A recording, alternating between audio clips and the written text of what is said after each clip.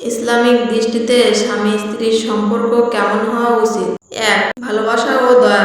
আল্লাহ বলেন সূরা রুমে, তার নির্দেশনাবলীর অন্যতম হলো, তিনি তোমাদের জন্য তোমাদের মধ্য থেকে সঙ্গিনী সৃষ্টি করেছেন যাতে তোমরা তাদের কাছে প্রশান্তি পাও, আর তিনি তোমাদের মধ্যে সৃষ্টি করেছেন ভালোবাসা ও দয়া।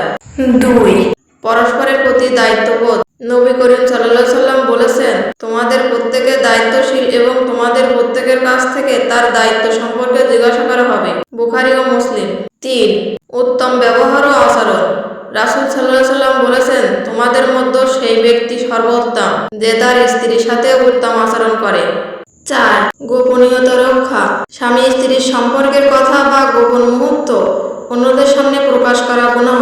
রাসূল সাল্লাল্লাহু আলাইহি ওয়াসাল্লাম বলেছেন, সবচেয়ে খারাপ ব্যক্তি সে যে তার স্ত্রীর সঙ্গে ঘনিষ্ঠ সম্পর্ক করে এরপর তার লোকদের কাছে প্রকাশ করে। মুসলিম। ৫. ভুল ত্রুটি ক্ষমা করা। কেউই পারফেক্ট নয়। স্বামী হোক বা স্ত্রী, দুজনেই উচিত পরস্পরকে ভুল ক্ষমা করে দাও। আল্লাহ বলেন, তোমরা যদি ক্ষমা করো, উপেক্ষা করো এবং ক্ষমা করে দাও তবে আল্লাহ পরম ক্ষমাশীল। ৬. পরস্পরকে দ্বীনের পথে সহায়তা করা।